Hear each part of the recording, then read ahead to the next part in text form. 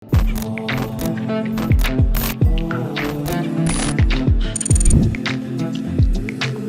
tarde, bom dia, boa noite, depende de quem está assistindo nesse horário. Mas é uma alegria estar aqui fazendo essa partilha com o Padre João Wilkes. Ele vai se apresentar um pouco. Quem é o Padre João Wilkes?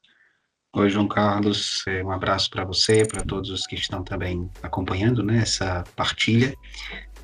Bem, eu sou o Padre João Chagas, sou da comunidade Shalom, desde 1991, ou seja, já são quase 30 anos de comunidade. Não que eu seja assim tão idoso, né, mas entrei muito jovem também na comunidade, com 16 anos, podem fazer os cálculos. Primeiro na comunidade de Aliança, 1 ano, depois logo na comunidade de vida, foi o tempo que eu terminei o ensino médio. E hoje estou aqui, assim, na comunidade, fiz muitas coisas diferentes, mas atualmente eu estou aqui em Roma, onde sou responsável pelo setor de juventude, do Dicastério para os Leigos, a Família e a Vida do Vaticano, que trabalha sobretudo com a pastoral juvenil e também tudo que diz respeito às Jornadas Mundiais da Juventude. E vivo aqui na comunidade de Roma com os meus irmãos na comunidade de vida, irmãos e irmãs, né? Já há quantos anos, padre, aqui na Europa? Na Itália eu estou desde contas, né? 2003, então são 17 anos, em cidades diferentes, mas sempre aqui, ou em Roma, ou perto de Roma, mas eu já tinha morado aqui 3 anos, quando fiz teologia, de 97 a 2000, então, no todo, eu já tenho aqui 20 anos na Itália. Já é um cidadão europeu, né? Mas os costumes são mais europeus que brasileiros, pode-se dizer ou não? Tem muita coisa que às vezes a gente assimila, né? Quanto à cidadania, é um processo longo, burocrático, que às vezes a gente demora a tomar a decisão de fazer, mas vou fazer em breve, se Deus quiser. Padre, a gente tem a alegria hoje de poder partilhar sobre um tema muito especial, um tema muito caro para todos nós, cristãos católicos, como Maria entrou no coração do Padre João. Eu vou falando aqui, na medida que você precisar interromper tranquilamente, e se virem assim meu dedo se aproximando da tela, porque eu estou falando aqui do celular, e às vezes aparecem outras conversas, a gente tem que apagar, né, assim, desligar. Super tranquilo. Então, como uma conversa muito, muito informal também, como se a gente estivesse em casa, né? E acho que quando a gente está com Nossa Senhora, a gente está sempre em casa. Mas, bem, quando eu era criança, mais ou menos quando eu tinha por volta de 8 anos de idade, meus pais tiveram uma experiência assim, de renovação da vida deles de fé, da vida deles na igreja e do próprio matrimônio, que atingiu um pouco a toda a família, a todos os filhos. E uma das práticas que eles introduziram na casa foi de rezar o terço em família, não todos os dias, mas com uma certa frequência. Não é que a gente, criança, achava aquilo a coisa mais entusiasmante do mundo, muitas vezes ajudava a gente às vezes até a dormir logo, né? Mas tinha sempre essa coisa assim também, passava segurança, passava o aconchego do lar, passava também, assim, nos tranquilizava, né? A gente percebia o quanto aquela vida com Deus e aquela devoção a Maria também acabava atingindo a nossa família. Mas lógico que isso era uma atmosfera, um ar que a gente respirava em torno a nós, não era ainda uma experiência personalizada com Maria. Foi mais assim, teve também o fato de que quando eu estava no ensino médio, eu estudava na escola técnica em Fortaleza, sempre tinha muitos colegas assim evangélicos também, com os quais a gente tinha uma relação muito boa, partilhávamos muito também sobre coisas de fé, mas sempre vinham à tona questionamentos sobre Maria, sobre a relação que nós católicos tínhamos com Maria, né? E aquilo às vezes também ia deixando também algumas marcas na gente, né? Foi quando, no meu grupo de oração de jovens, um dia, o grupo vinha passando uma fase muito difícil e, para não fazer a história muito longa, a gente, conversando também entre nós, com o coordenador do grupo, chegou ao nosso conhecimento a história de uma missão na África, que estava para fechar, assim, dos missionários, se eu não me engano, os Padres Brancos, que é uma congregação religiosa, que opera na África, e num determinado país eles já estavam para fechar, e ali conversaram entre si e viram que iam tentar uma última coisa, que era consagrar a missão a Nossa Senhora. Fizeram, e depois daquilo a missão misteriosamente começou aos poucos a ir dando frutos, até que, com o tempo, essa missão se tornou muito fecunda, inclusive deu muitos mártires, né? E aí no nosso grupo de oração a gente acabou, junto com o coordenador do grupo, fazendo essa missa de consagração do grupo de oração a Nossa Senhora. E realmente foi uma coisa que mexeu muito positivamente com o grupo. Mas ali ainda era sempre uma experiência de grupo, né? Foi quando eu entrei na comunidade de Vida Shalom, e no meu primeiro ano de comunidade, um dia, depois de uma oração comunitária, uma irmã do meu ano de formação chegou para mim e disse que durante a oração tinha sentido que Nossa Senhora queria se aproximar de mim. Não sei o que é que ela sentiu, não sei como é que foi isso, mas ela falou isso. E isso me chamou a atenção, quase como dizer assim, ela tá querendo ser tua amiga, né? Assim, tá querendo ser mais próxima de ti. Quem rejeita. Eu não sabia muito o que fazer para corresponder àquela amizade, mas eu morava em Pacajus, no interior do Ceará, perto de Fortaleza, e um dia que tive que ir em Fortaleza, eu disse, já sei o que eu vou fazer. Eu vou na Igreja do Carmo, que hoje, inclusive, é confiada à nossa comunidade, né? E todo dia 16 tem a consagração do escapulário. Era 16 de agosto de 92, fui lá na Igreja do Carmo, recebi a imposição do escapulário, e desde aquele dia, Nossa Senhora, assim, acho que foi o meu pequeno passo de querer corresponder a essa amizade que ela, através de uma irmã, digamos assim, mandou um recado para mim que queria ter comigo, né? Aí depois teve uma série de outros acontecimentos, mas não sei se você quer falar alguma coisa. Padre, essa tua experiência foi no seu primeiro ano de comunidade, que na época não é o que a gente entende hoje como postulantado, né? Era um outro tempo, outra coisa. Sim, não existia ainda a estrutura de postulantado, discipulado. A gente entrava na comunidade, tinha o primeiro ano de formação, né, que era em Pacajus, e depois já entrava no ritmo mesmo normal, missionário da comunidade. Mas um outro fato interessante também nesse primeiro ano foi nas férias comunitárias. A gente tinha se aproximado durante o ano do Padre Adilson, né, de Fortaleza. Muitas vezes ele ia nos confessar, de vez em quando ele celebrava algumas missas conosco, e algumas vezes nas nossas férias comunitárias ele foi nos visitar, celebrou a missa conosco e tudo, né? E se eu não me engano foi durante uma missa que ele celebrou conosco, tinha na casa onde a gente estava uma imagem de Nossa Senhora assim de barro. E eu olhei para essa imagem assim, aí eu tive uma impressão assim, estou falando de impressão, né? Eu digo, meu Deus, essa imagem assim, é tão assim carrancuda e tão assim, não é bonita assim essa imagem, né? Aí eu sei que aquela impressão ficou. No dia seguinte, num outro momento, se eu não me engano também durante uma outra missa, eu olhei para a imagem e já tive uma impressão assim completamente diferente. Eu achei assim a imagem bela e sorridente. Eu não estou dizendo aqui que a imagem sorriu para mim, né? Mas eu estou dizendo os olhos com os quais eu vi aquela imagem. Eu acho que o que mudou foi o meu olhar. E a partir dali é como se também Deus colocava no meu coração que Ele me fazia entrar numa relação com Maria mais profunda, que eu a veria a partir daquele dia com olhos, poderia contemplar mais a beleza e de que a vida dela e a presença dela, a maternidade dela, a intercessão dela, a amizade dela, sorririam para mim, né? Assim, Maria seria sorriso de Deus para a minha vida, né? Qual é a relação de Nossa Senhora e o seu caminho sacerdotal? Né? Porque Maria, pelo que a gente vai aprendendo, Maria tem um amor todo particular para com os sacerdotes, né? E tem uma experiência que envolve esse teu caminho de preparação, ou como é a presença de Maria hoje também na tua vida como sacerdote. Nós vamos explorar aqui alguns aspectos de muitos, né? Mas, assim, logo que eu saí desse primeiro ano de formação, eu já saí como seminarista, ou seja, no meu segundo ano de comunidade, eu já comecei o caminho para o sacerdócio, estudando em Fortaleza, no Instituto Teológico Pastoral, como se chamava na época, hoje Faculdade Católica, e fiz lá a filosofia. Mas depois de 2 anos que eu estava, o curso de filosofia durava 3 anos, com 2 anos morreu num acidente de carro nosso irmão Ronaldo, né, em 1995, e quando ele morreu nesse acidente, foi-me pedido para parar de estudar por um tempo, para substituí-lo na coordenação dos trabalhos de evangelização, pastorais da comunidade. Na época se chamava Núcleo Pastoral, Núcleo Evangelizador Pastoral.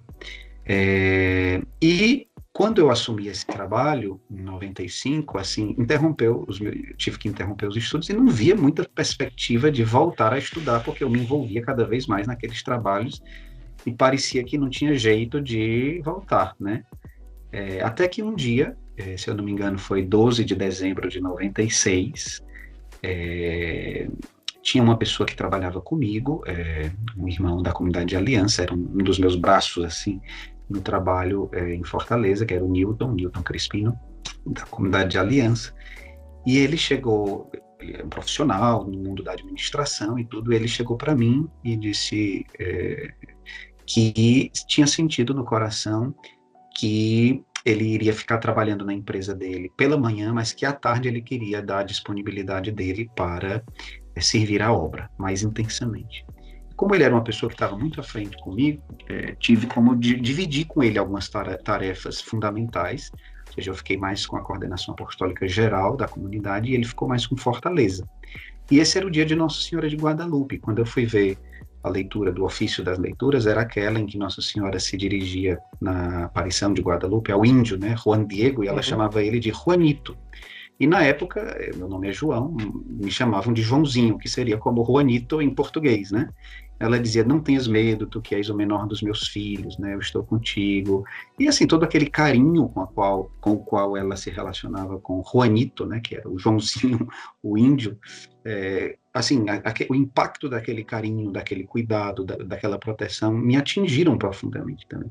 E foi exatamente no dia de Nossa Senhora de Guadalupe que abriu perspectivas, aquele sim de um outro irmão, abriu perspectivas para que eu pudesse continuar os meus estudos. Retomei em fevereiro do ano seguinte, de 97. Naquele ano concluí a filosofia e depois vim estudar, fazer a teologia em Roma, que foi a minha primeira experiência de estudo e missão aqui em Roma. Padre, você já citou 2 títulos de Nossa Senhora, aqui pelo que eu percebi, aí na sua história, né? Nossa Senhora do Carmo, agora Nossa Senhora de Guadalupe.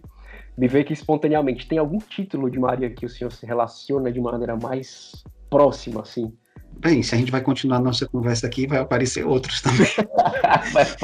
Por exemplo, não, com certeza, por exemplo, não tem muitos, mas assim, sempre a mesma, né? Não é que uma é colega da outra, como aconteceu uma vez, né, numa paróquia que disse que ia passando a procissão de Nossa Senhora de Fátima, diante da paróquia da Nossa Senhora Rosa Mística, e estava lá a faixa dizendo, Nossa Senhora Rosa Mística, saúde a sua colega que está passando, né? Bem, é sempre a mesma, mas eu entendo a sua pergunta no sentido de uma devoção que a gente vai sentindo mais próximo. Mas, assim, todas essas que eu fui citando, né?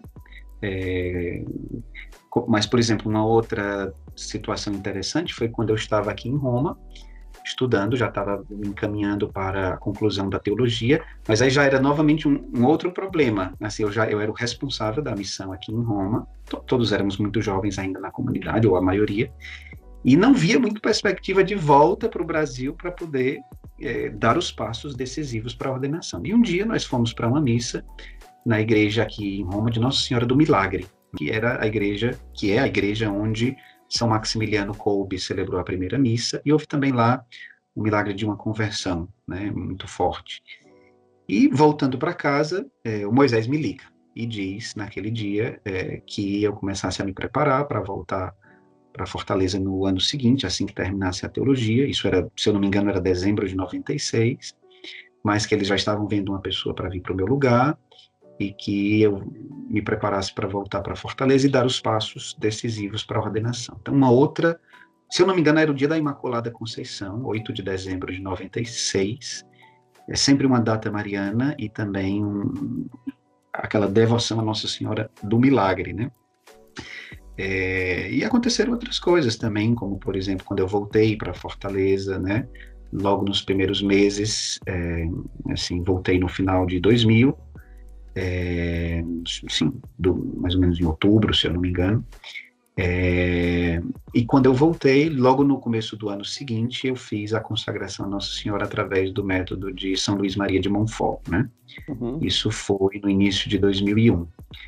E a partir dali eu percebo também que outras obras, assim, Nossa Senhora foi sempre muito presente, né, em todos os momentos. Mas uma outra obra importante também, que eu acho que eu comecei a perceber mais forte nesse tempo, foi muito ligada, por exemplo, a uma coisa que São João Paulo II dizia na Carta aos Sacerdotes em 95. Ele dizia, ali eu já estava me preparando, né, para o celibato definitivo, e João Paulo II, nessa Carta aos Sacerdotes de 95, ele dizia que para viver no celibato de modo maduro e sereno, é importante desenvolver a imagem da mulher na vida do sacerdote como uma irmã. E ele dizia que se o sacerdote, com a ajuda da graça divina e sob a especial proteção de Maria, Desse modo, ele matura a sua conduta para com as mulheres, ou seja, se relacionando com elas como irmãs. Isso gera uma confiança recíproca e gera também uma fraternidade que enriquece profundamente o celibato e a vida sacerdotal. E eu acho que isso foi uma obra também que, através de Nossa Senhora, Deus foi fazendo também. Foi de trabalhar muito também o aspecto da humanidade, né, do sacerdote, da sua afetividade, para que ele possa também desenvolver relacionamentos profundamente fraternos, né, mas profundamente também protegidos por Maria, né? E aí, desse modo, o celibato também, ele ganha, assim, um sentido muito mais forte e concreto de não ser uma renúncia a amar, mas de amar de um modo diferente, às vezes até mais profundo. E, padre, eu tenho uma pergunta, porque você está partilhando as iniciativas de Maria, as intervenções de Maria na sua vida, na sua história, né? Essa perspectiva, assim, de Nossa Senhora que vem, que abre as portas, que providencia os tempos. E aí vem no meu coração a pergunta: e como é o relacionamento do padre para com Maria no dia a dia? Né? O senhor levantou aí a mão, eu vi o tercinho aí no seu dedo. Esse é o terço da jornada. Cadê o terço? Não. Esse é o anel. O anel. Que o anel que uma irmã da comunidade de aliança me deu, eu trago sempre aqui, que é o anelzinho com o terço, né, a dezena do terço. Mas eu ando sempre nessa outra mão com o terço da Jornada Mundial da Juventude do Panamá. Além disso, tem aqui no tal, como é que se diz, a medalhinha do escapulário, né? Ou seja, Nossa Senhora que vai te cercando por todos os lados. Por todos os lados. Padre, para quem quer se aproximar mais de Maria, como é que a gente pode fazer, a partir da sua experiência e seu relacionamento com ela? Acho que a primeira coisa é perceber que ela é a primeira interessada, né? Assim, ela é a primeira interessada. Se a gente desperta para esse desejo, é porque ela se utilizou de algum modo, de alguém ou de alguma situação para despertar esse desejo no nosso coração. Mas a iniciativa normalmente é dela, né? E eu acho que é muito importante a gente pedir a Deus a graça de uma experiência pessoal com Nossa Senhora também. Assim como um dia a gente precisa, né, pedir a Deus também essa graça de uma experiência pessoal com o amor dele, eu acho que vale muito a pena e vai dar um salto de qualidade muito grande na nossa vida espiritual, pedir a Deus a graça de ter um relacionamento e uma amizade pessoal com a sua mãe, né? Eu me lembro de uma situação que eu vivi aqui em Roma. A gente estava fazendo uma evangelização na Praça Navona e uma irmã da comunidade foi conversar com um turista que estava lá, e ele era de Trindade e Tobago, né? E quando eu vejo essa irmã ali na América Central, uma ilha, e aí estava a discussão lá dele com ela, e ela veio me pedir socorro. Aí a discussão era duas, né? Uma, primeiro, porque ela estava dizendo para ele que o país dele não existia. E aí eu disse: existe, acabou de jogar com o Brasil na Copa do Mundo de futebol, não me lembro bem qual Copa foi, acho que foi em 2002. E o Brasil jogou com esse país na Copa, então existe o país. E assim, aí ele já ficou morto de feliz porque eu reconhecia a existência do país dele, mas ele era protestante e estava discutindo com essa irmã exatamente sobre Nossa Senhora. Aí, conversando com ele, eu disse assim: me diz uma coisa, será que você aceitaria uma proposta? Ou seja, talvez lhe incomode um pouco a maneira como nós católicos nos relacionamos com Maria, mas você aceitaria pedir a Jesus? Você não ama Jesus? Ele disse: amo. Se você não toparia pedir a ele para amar a mãe dele do mesmo jeito que ele amou, você não precisa amar do jeito que eu amo, ou do jeito que um católico que você de repente acha que se relaciona de uma maneira que você não se identifica, mas você não quer imitar Jesus em tudo? Ele disse: quero. Então peça para amar a mãe dele com o mesmo coração que ele amou. Isso aí eu posso pedir. Aí depois nos saudamos, conversamos mais um pouco, e ele saiu feliz com aquela resposta e com o reconhecimento da existência do país dele, né? Mas eu não sei se eu respondi a tua pergunta. Me diz aí se tem algum aspecto. Sim, eu respondi no sentido de que eu acho que a primeira coisa é perceber que ela já o quer, que Maria já o quer, e pedir para ter essa experiência, né? Teve um outro fato assim interessante que eu acabei pulando, me esqueci, né? Quando o Ronaldo, nosso irmão de comunidade, morreu, que eu assumi o lugar dele, ele era uma pessoa profundamente mariana, né? Ele rezava sempre o ofício de Nossa Senhora. Foi através indiretamente através dele que a devoção a Nossa Senhora Porta do Céu entrou na comunidade, porque o padre Daniel Lange, que tinha vindo pregar o fórum em 94, em dezembro, deu de presente para ele o ícone de Nossa Senhora Porta do Céu, e 2 meses, 3 meses depois ele morreu, ou seja, Nossa Senhora abriu as portas do céu para ele, e de certa maneira abriu para a comunidade, através da morte do Ronaldo, essa percepção mais clara de que Deus nos chamava para a eternidade, não só para essa vida. Mas quando ele morreu, eu herdei um pouco o material de trabalho dele, que eu assumi o lugar dele. E ele tinha uma imagem de Nossa Senhora das Graças, né, aquela da medalha milagrosa, na sala de trabalho, que se tornou a minha sala de trabalho. E eu passei, desde a morte do Ronaldo, a rezar o ofício de Nossa Senhora todos os dias. Já são como 25 anos que eu rezo todos os dias o ofício de Nossa Senhora. Pode ser que tenha acontecido assim, um dia ou outro dia não consegui, mas o hábito de rezar o ofício de Nossa Senhora todos os dias, assim, aquilo se tornou um hábito para mim, né? E eu acho que, assim, às vezes esses pequenos sinais que às vezes nós podemos correr o risco de desprezar, né? Por exemplo, o escapulário, o ofício de Nossa Senhora, a consagração ou do escapulário, ou de São Luís de Montfort, são pequenos passos que a gente dá para que, através daquilo, é como o pequeno passo que a gente dá do nosso sim, para que Deus, para que Nossa Senhora entre na nossa vida, né? Ou seja, não precisa ter medo, né, de abrir espaço no coração para Nossa Senhora de forma alguma, né? Que experiência legal. Me conta aí mais alguma experiência que você diria assim, com essa experiência eu encerraria essa nossa partilha. Com uma experiência assim que tu diga, pronto, essa aqui eu quero dar de presente para quem está assistindo aqui essa nossa partilha. Uma coisa assim, muitas vezes, quando eu era criança, às vezes iam na nossa casa, né, minha mãe chamava algumas pessoas que rezavam o texto, levavam a imagem de Nossa Senhora, e muitas vezes falavam assim também do segredo de Fátima, e eu tenho que confessar que às vezes aquilo me dava medo, né, assim, me dava um pouco de medo, e eu acho que, medo do fim do mundo, e às vezes eu associava um pouco as mensagens de Nossa Senhora com isso, e acho que essa experiência de Maria, que sorri para nós, né, que não é uma pessoa que vem anunciar desgraças, mas vem anunciar que nos desafios da vida ela nos sustentará, né? Ela estará conosco. Eu acho que nos momentos mais difíceis assim da minha vida, a presença de Maria foi aquele consolo, como uma vez eu ouvi o padre Letel, que é um padre carmelita, né? Muito devoto a Nossa Senhora, e que pregou na comunidade já, inclusive, sobre essa devoção a Nossa Senhora através do método de São Luís Maria de Montfort. Eu me lembro que ele dizia que, às vezes, quando a gente tem que comer algo muito amargo que a vida nos oferece, Maria, ela envolve, assim, se diz em português, né, marmelada, ou de geleia, ou de um doce. Ela envolve aquilo com um doce, de modo que o amargo se torna menos amargo. E a doçura dela, de certa maneira, torna menos amargas as provas da vida, né?